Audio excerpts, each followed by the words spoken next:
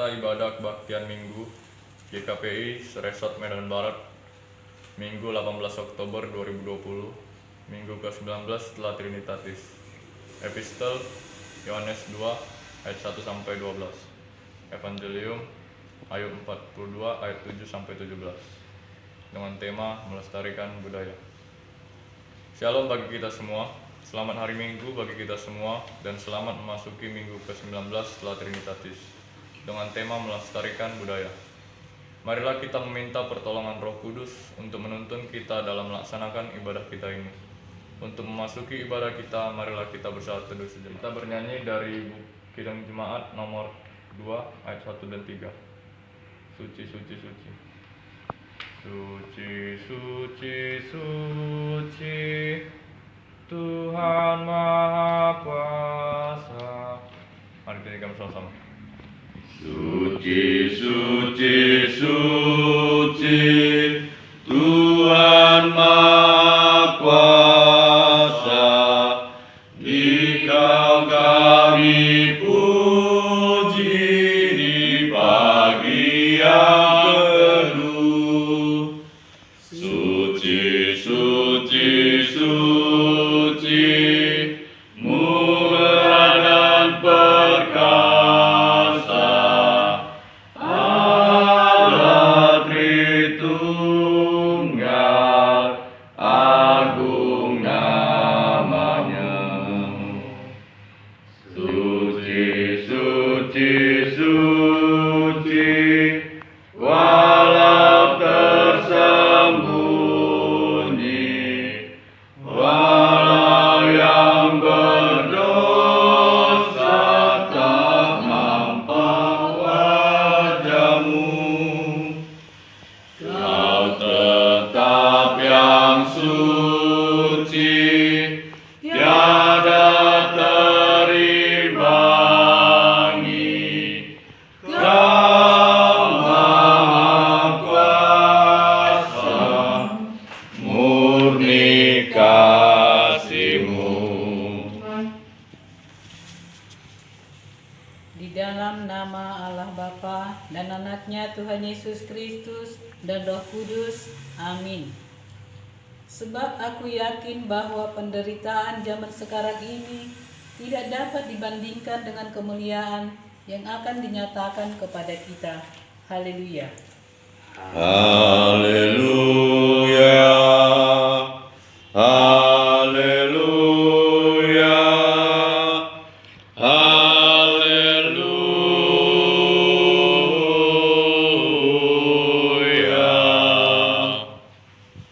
Marilah kita berdoa. Mari kita bernyanyi dari Kidung Jemaat nomor 400 ayat 3. Sudah jangan mulia. Ku ingin hidup yang benar. Mari kita nyanyikan bersama-sama. Ku ingin hidup yang benar, jauh dari tindak yang cemar. Umat kudus memanggilku ke tempat tinggi dan teduh. Ya Tuhan, angkat diriku lebih dekat kepadamu di tempat tinggi dan teduh. Tuhan, menatapkan langkahku.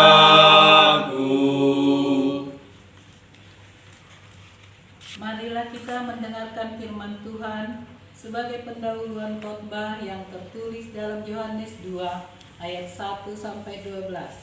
Demikian firman Tuhan. Pada hari ketiga ada perkawinan di Kana yang di Galilea, dan ibu Yesus ada di situ. Yesus dan murid-muridnya diundang juga ke perkawinan itu. Ketika mereka kekurangan anggur, ibu Yesus berkata kepadanya, mereka kehabisan anggur. Kata Yesus kepadanya, "Mau apakah engkau daripadaku, Ibu? Saatku belum tiba." berkata kepada pelayan-pelayan, "Apa yang dikatakan kepadamu, buatlah itu." Di situ ada 6 tempayan yang disediakan untuk pembasuhan menurut adat orang Yahudi. Masing-masing isinya 2-3 buyung. Yesus berkata kepada pelayan-pelayan itu, "Isilah tempayan-tempayan itu penuh dengan air." Dan mereka pun mengisinya sampai penuh. Lalu kata Yesus kepada mereka, "Sekarang cedoklah dan bawalah kepada pemimpin pesta." Lalu mereka pun membawanya. Setelah pemimpin pesta itu mengecap air yang telah menjadi anggur itu, dan ia tidak tahu dari mana datangnya, tetapi pelayan-pelayan yang mencedok air itu mengetahuinya. Ia memanggil mempelai laki-laki Dan berkata kepadanya, "Setiap orang menghindarkan anggur yang baik dahulu, dan sesudah orang puas minum, barulah yang kurang baik. Akan tetapi engkau menyimpan anggur yang baik sampai sekarang." Hal itu dibuat Yesus di Kana yang di Galilea sebagai yang pertama dari tanda-tandanya, dan dengan itu ia telah menyatakan kemuliaannya, dan murid-muridnya percaya kepadanya. Sesudah itu Yesus pergi ke Kapernaum bersama-sama dengan ibunya dan saudara-saudaranya dan murid-muridnya, dan mereka tinggal di situ hanya beberapa hari saja. Demikianlah pembacaan firman Tuhan. Kita kembali bernyanyi dari buku ND nomor 716 ayat 3. Kulana dengan Tuhalak sude. Mari kita nyanyikan sama-sama. Kulana dengan Tuhalak sude, semon binana Tuhan, ingat turu piluhut nagale, gabe parolong maho.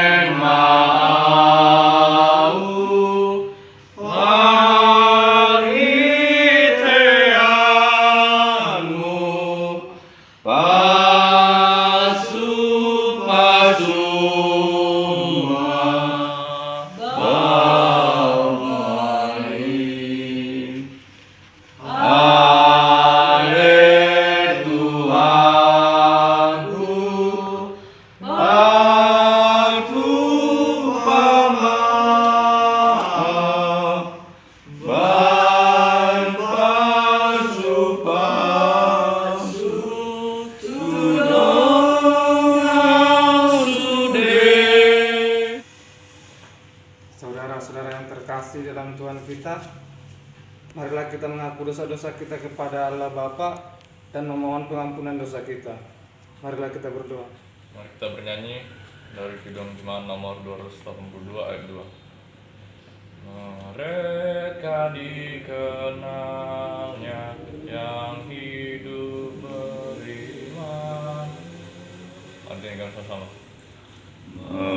Mereka dikenalnya yang hidup beriman, yang patuh dan percaya berdasarkan firman.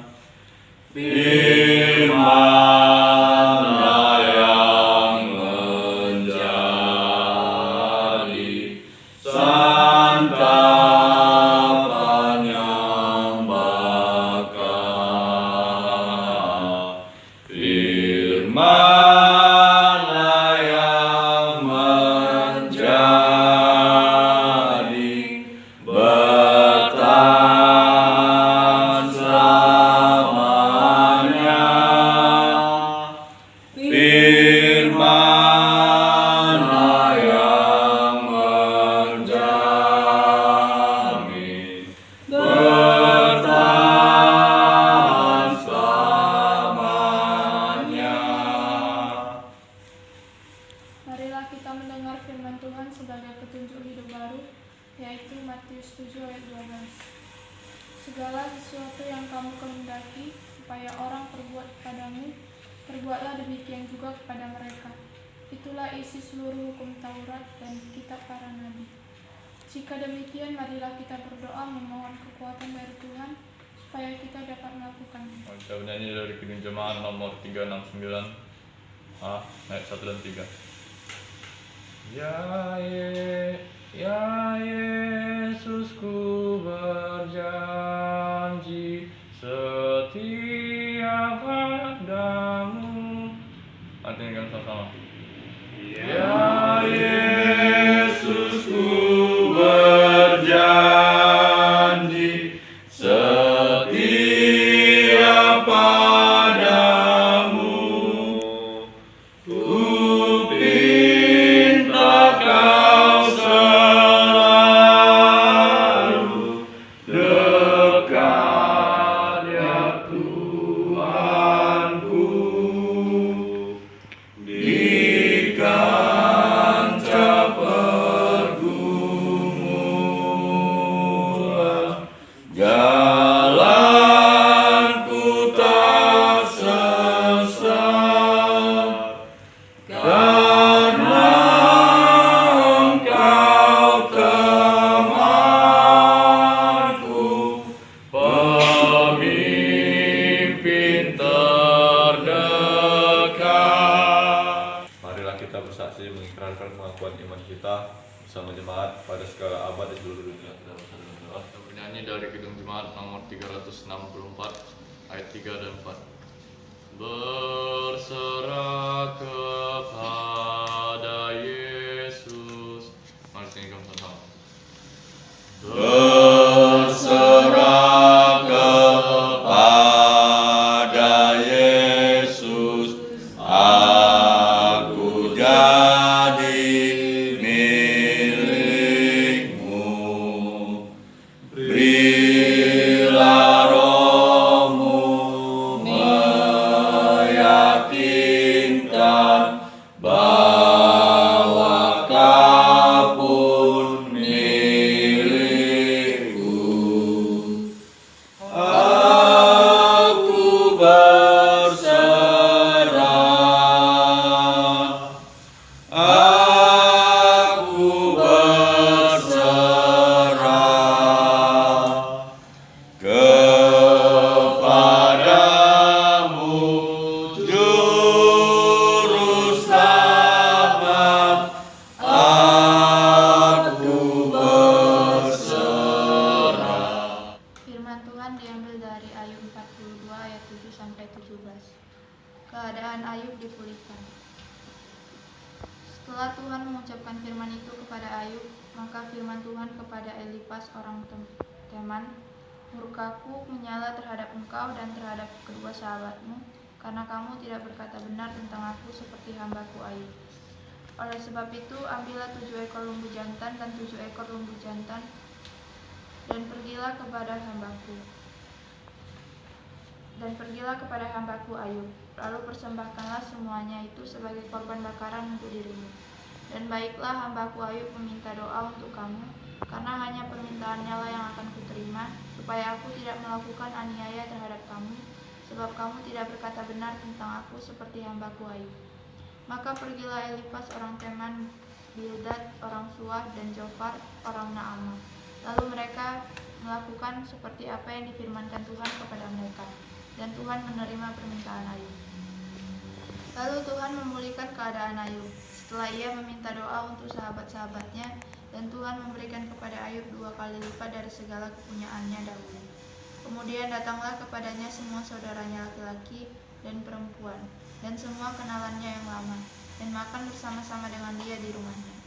Mereka menyatakan turut berduka cita dan menghibur dia oleh karena segala malapetaka yang telah ditimpakan Tuhan kepadanya. Dan mereka masing-masing memberi dia uang 1 pesita dan sebuah cincin emas. Tuhan memberkati Ayub dalam hidupnya yang selanjutnya lebih daripada dalam hidupnya yang dahulu. Ia mendapat 14.000 ekor kambing domba dan 6.000 unta, 1.000 pasang lembu, dan 1.000 ekor keledai betina. Ia juga mendapat 7 orang anak laki-laki dan 3 orang anak perempuan. Dan anak perempuan yang pertama diberinya nama Yemimah, yang kedua Kezia, dan yang ketiga Keren Hapuk. Di seluruh negeri tidak terdapat perempuan secantik anak-anak Ayub, dan mereka diberi ayahnya milik pusaka di tengah-tengah saudara-saudaranya laki-laki. Sesudah itu Ayub masih hidup 140 tahun lamanya. Ia melihat anak-anaknya dan cucu-cucunya sampai keturunan yang keempat. Maka matilah Ayub tua dan lanjut umur. Amin. Tema kita hari ini melestarikan budaya. Shalom Bapak Ibu, saudara-saudari yang terkasih di dalam Kristus Yesus. Inti perikop ini adalah hendak menyatakan mengenai pulihnya keadaan Ayub, di mana dalam penderitaan dan cobaan, namun Ayub tidak menyakiti Tuhan dengan kata-kata hujat. Walaupun pada dasarnya Ayub berusaha membela diri di hadapan Allah bahwa penderitaannya bukanlah karena dosa-dosa yang dilakukannya, namun pada akhirnya Ayub menarik kata-katanya, mohon ampun pada Tuhan. Namun sangat berbeda dengan teman-teman Ayub, dan dalam perikop ini Allah murka terhadap teman-teman Ayub, yakni Elifas, Jopar, dan Bildad. Mereka berdosa di hadapan Tuhan, dan Tuhan memberi kesempatan kepada mereka melalui doa Ayub untuk lepas dari murka hukuman Tuhan. Mereka harus mempersembahkan korban bakaran sebagai penghapus dosa. Apa gerangan dosa sahabat-sahabat Ayub? Yang pertama, dosa mencela dan menghakimi Ayub. Menurut teman-teman Ayub, bahwa penderitaan yang dialami oleh Ayub adalah karena dosa dan pelanggaran yang dilakukan Ayub terhadap Tuhan.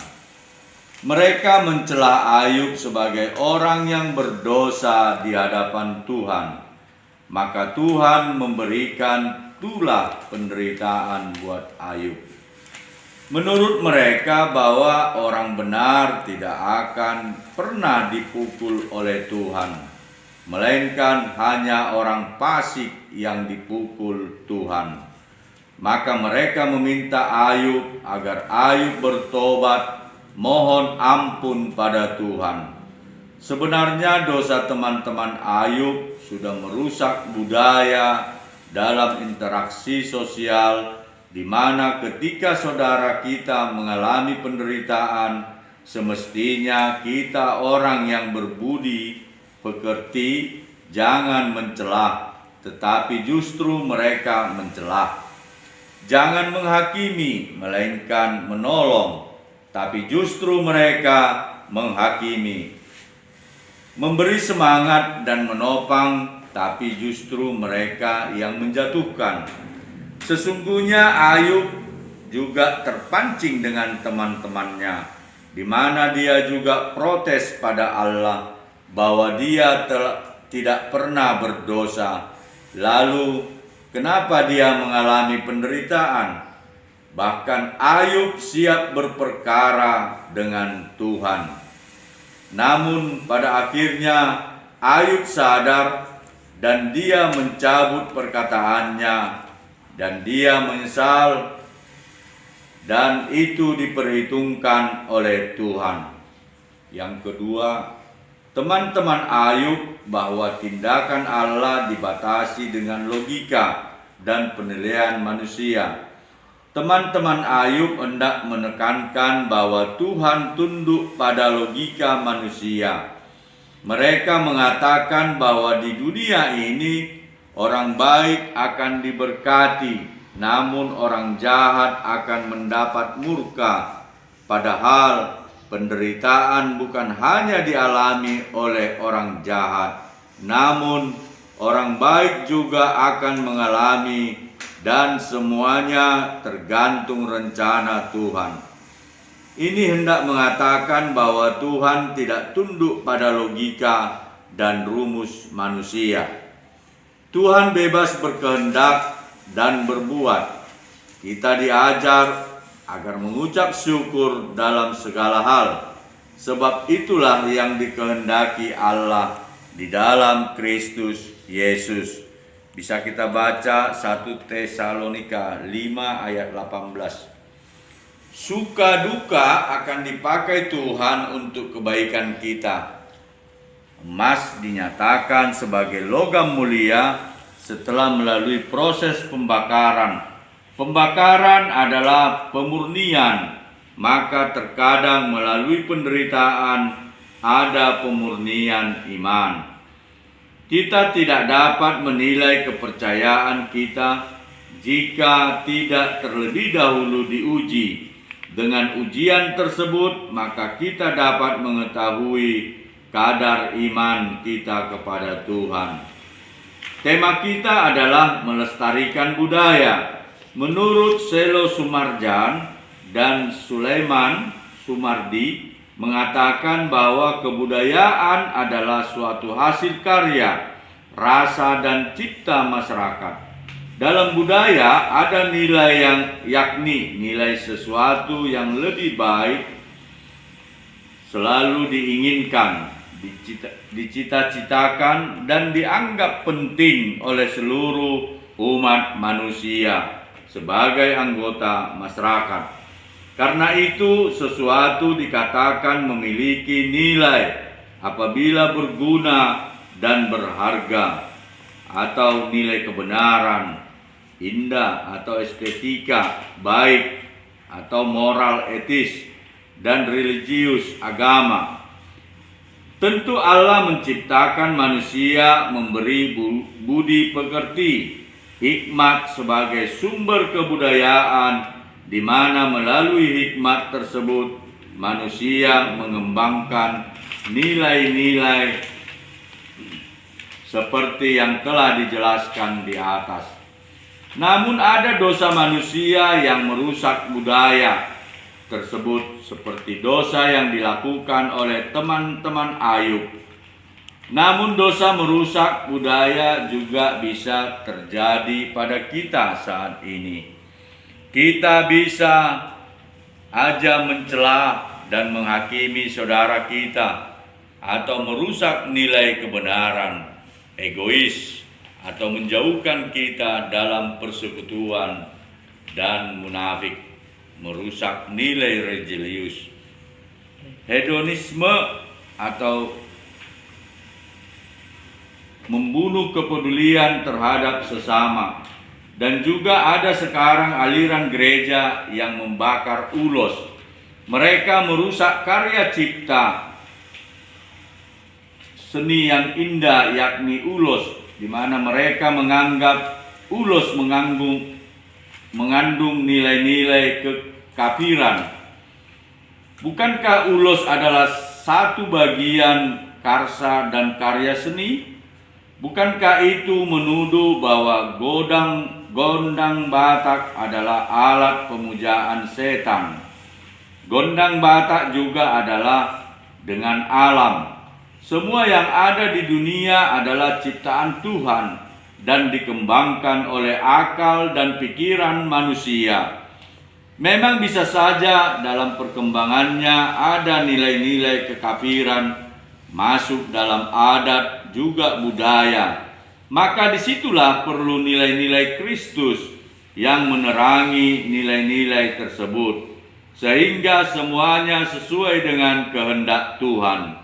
Melalui perikop ini kita dipanggil untuk bertobat dari dosa kebudayaan dan mengembangkan nilai-nilai kebudayaan seturut dengan kehendak Kristus, di mana kebudayaan yang telah ditebus oleh Yesus adalah kebudayaan yang punya nilai kebenaran, estetika, moral etis, dan religius.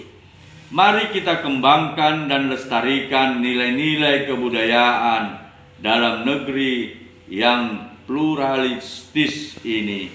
Gereja harus membangun nilai-nilai budaya, namun nilai budaya yang bersumber pada nilai-nilai Kristus. Amin. Kita kembali bernyanyi dari buku ND nomor 471 ayat 1 dan 3. Ku pilih Yesus dong aki. Mari kita bersama. Ku pilih Yesus dong aki, lama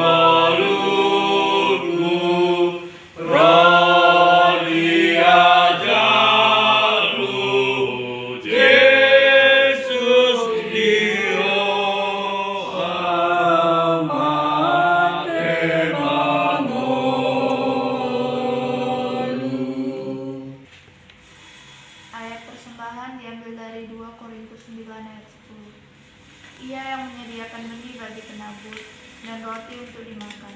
Ia juga yang akan menyediakan benih bagi kamu dan melipat gandakannya dan menumbuhkan buah-buah kebenaran. Kita kembali bernyanyi dari nyanyian persembahan Kidung Jemaat nomor 403 ayat 1. Hujan berkat kan tercurah, itulah janji kudus. Mari kita sama-sama. Hujan berkat kan tercurah, itulah janji kudus. Hidup segar dari sorga kan diberi penebus. Hujan berkat-Mu, itu yang kami perlu.